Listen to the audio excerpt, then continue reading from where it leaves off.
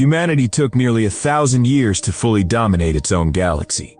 It was neither a quick nor a harmonious process, but it was definitive.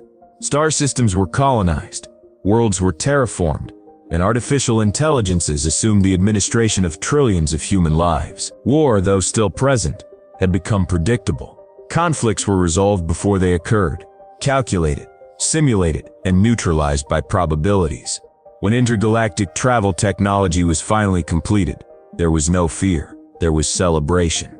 The first jump beyond the human galaxy was announced as the greatest milestone in the species' history. It was not merely territorial expansion, but philosophical confirmation.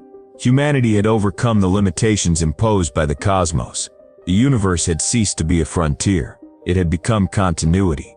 The first probes crossed the void between galaxies without incident. The data returned confirmed the success of the experiment. Stable routes were possible. Distance, once considered insurmountable, had become merely a problem of energy and calculation. That was when humanity decided to send more than machines. A diplomatic fleet was prepared. Not with the intention of war, but of announcement. Humanity believed that intergalactic civilizations, if they existed at all, would still be in early stages or isolated. Human logic assumed that accelerated expansion was a rare privilege. That logic was wrong. When the fleet emerged from the jump, it did not find empty space or untamed worlds. It found order. Colossal structures orbited distant stars. Energy fields delineated entire regions of space. Unidentified signals crossed the void in patterns that matched no known human technology. Before any transmission could be sent, the fleet was surrounded. Not by conventional ships, but by presences that defied classification. Some were luminous masses that altered gravity around them. Others appeared to be living organisms integrated into space itself. There were entities that occupied no fixed position, existing as unstable probabilities. Humanity had not discovered aliens. It had crossed the boundary into an organized intergalactic system. Communication was established without language, without symbols, and without images. The content was translated by human intelligences as a simple and disturbing conceptual structure. Humanity had been detected long before its arrival. Its galactic expansion had been observed, catalogued, and debated by civilizations that had existed for millions of years. The human fleet was not a visitor. It was a late variable. The space around the fleet began to close in, not as a direct attack, but as containment. Jump routes became unstable. Sensors failed selectively. Humanity realized too late that it was not entering new territory, but a regulated domain. The final message was unmistakable. Human expansion had disrupted balances maintained between galaxies. Its rate of growth was deemed incompatible with the stability of the observable universe. Humanity was not being invited to negotiate. It was being evaluated. Moments later, the fleet vanished from human records. There was no explosion, no signal of destruction, only absence, as if it had never existed. When silence reached the human galaxy, it did not bring immediate panic. It brought disbelief. For weeks it was attributed to technical failure, calculation error, unknown interference. But when probes sent to the same coordinates simply failed to return, a truth began to emerge. Humanity was not alone, and worse still, it was not at the top of the cosmic hierarchy. The disappearance of the diplomatic fleet ended any remaining illusions. When humanity accepted that it was not an accident, but a deliberate action, the Central Council declared a state of total mobilization. For the first time since galactic unification, the enemy was not an identifiable civilization, but a collection of presences operating beyond human comprehension. The response was military. Containment fleets were positioned along the newly discovered routes. Weapons designed for interstellar conflict were recalibrated for intergalactic scales. Humanity had no intention of retreating. Expansion had been halted, but territory already claimed would not be surrendered without resistance. The first direct confrontation occurred weeks later.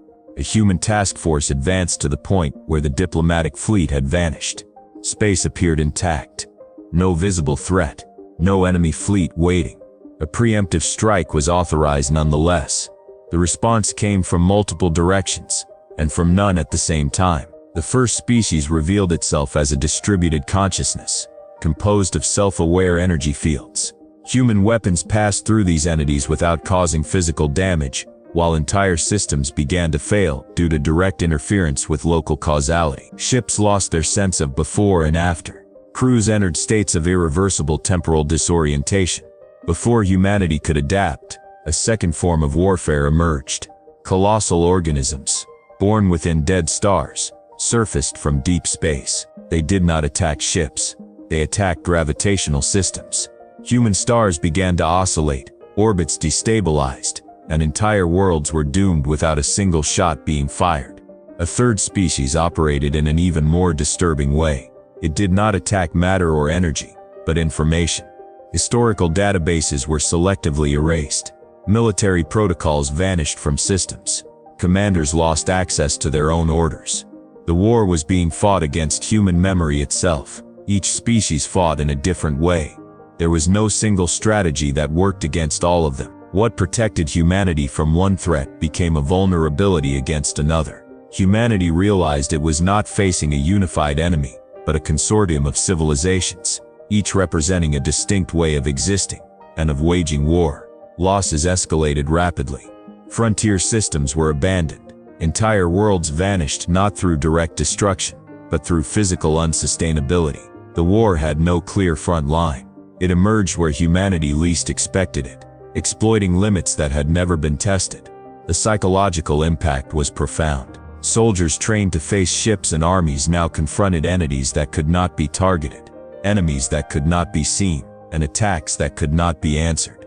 Humanity's very concept of war began to collapse. Strategic reports reached an alarming conclusion. None of these species, individually, appeared interested in conquering human territory. Their shared objective was not expansion, but containment. Humanity was being treated as a dangerous variable, a phenomenon that needed to be limited before it became uncontrollable. The war was not personal, it was preventive. That realization marked a decisive turning point. Humanity was not fighting for immediate survival, but against a cosmic judgment already underway. Each lost battle was not merely a military defeat, but confirmation of a verdict being constructed against it. And as more species entered the conflict, it became clear that this war would not be decided by brute force. It would be decided by something far more difficult: humanity's ability to prove that it deserved to continue growing. Faced with the multiplicity of enemies, humanity responded as it always had to great threats by centralizing. The Central Council decreed the absolute unification of war strategy. All fleets, artificial intelligences, and command systems were placed under a single adaptive protocol. The logic was clear. If humanity was facing a war across multiple conceptual fronts, it needed to act as a single organism, fast, cohesive, and coherent. Thus, the Unified Intergalactic Command was born. For the first time, military decisions were no longer made at a local scale. Every movement was analyzed by strategic intelligences that integrated data from all simultaneous conflicts. Humanity believed that the strength of coordination would overcome alien diversity. For a brief moment, it seemed to work. Some species were contained. Gravitational attacks were neutralized through precise spatial manipulation. Energetic entities were confined within controlled instability zones. Information systems received redundant layers of protection. The war no longer appeared chaotic, but that order carried an invisible cost. As humanity became more efficient, it also became more predictable. The unified command produced flawless responses and perfectly recognizable ones. The enemy species, although distinct from one another, shared a fundamental trait: the ability to observe patterns on scales humanity could not comprehend. Human unity became a signal. Each coordinated decision echoed as a strategic signature. Every victory revealed the logic behind human choices. What appeared to be adaptation was in reality exposure. The species began responding in synchronized ways. Attacks that had once been independent now occurred in complementary sequence. One species destabilized gravitational systems while another erased command data, and a third interfered with the temporal perception of crews. No detectable communication existed between them, yet coordination was undeniable. Humanity realized too late that the enemy was learning humanity as a whole, not as isolated forces. The unified command created to confront diversity had provided exactly what the intergalactic consortium needed: a complete model of human civilization. For the first time, reports indicated something even more alarming than territorial losses. The species began anticipating decisions before they were even made, not because they read minds, but because they understood the principles governing human logic, ethics, preservation of life, prioritization of population centers. Everything had become predictable. Humanity had transformed its values into strategic vulnerabilities. The impact was devastating.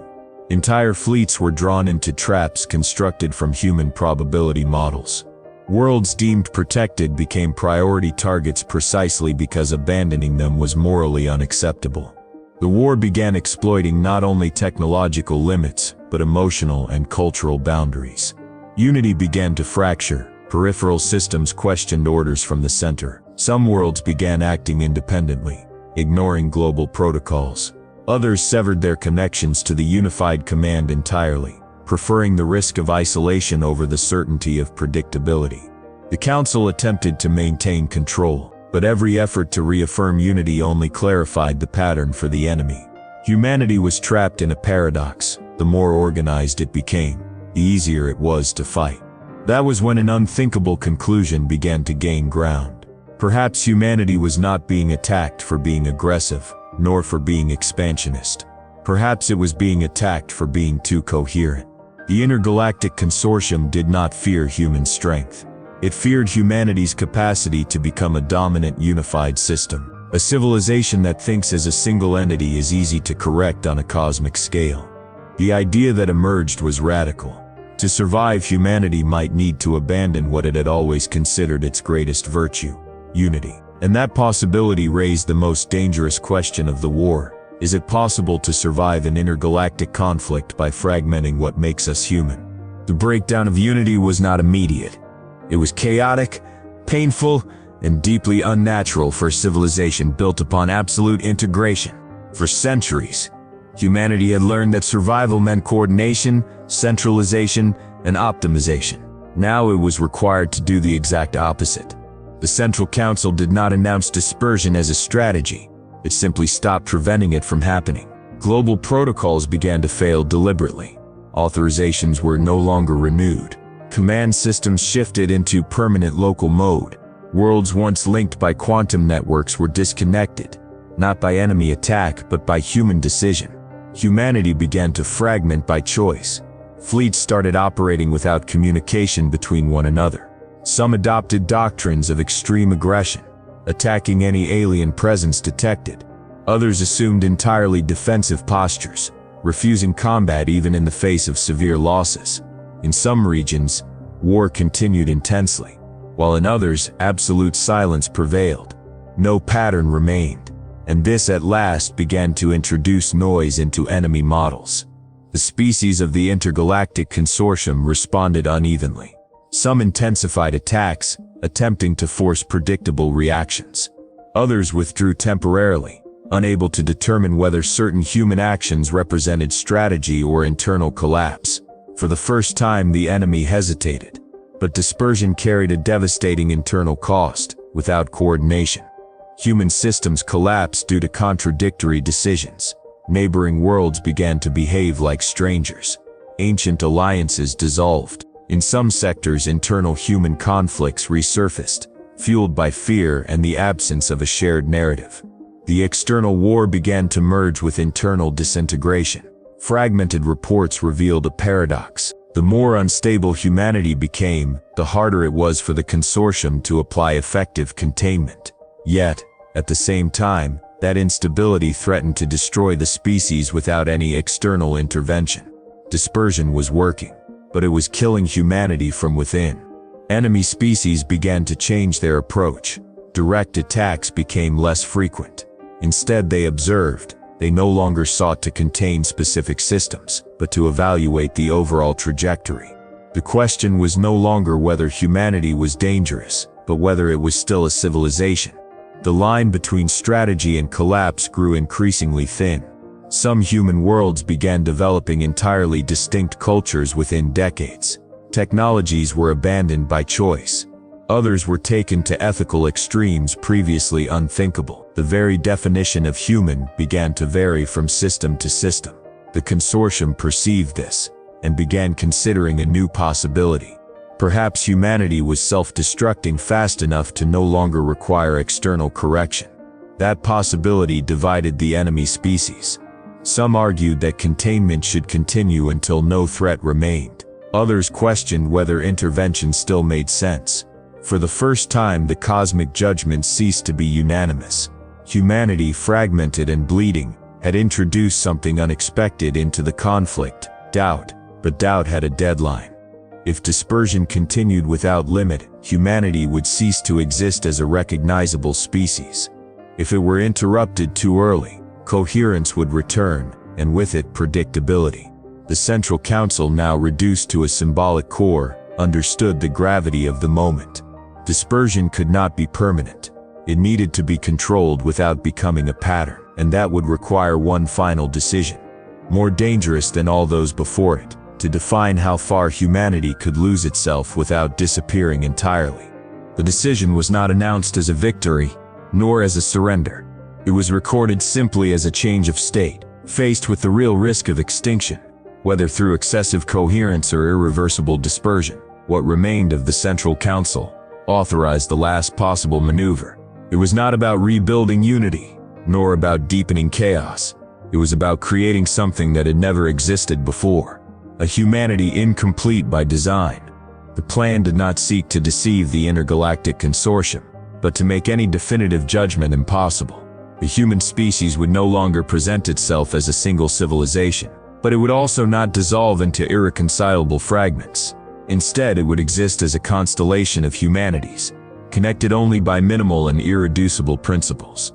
There would be no center. There would be no shared destiny, only biological continuity and a shared awareness of origin. Human systems were reorganized asymmetrically. Some regions embraced total isolation. Others accepted limited contact with external species. There were worlds that abandoned expansion forever, and others that continued advancing, but without coordination among themselves. No decision represented humanity as a whole, and that was intentional. The intergalactic consortium observed in silence. Attempts to model human behavior failed.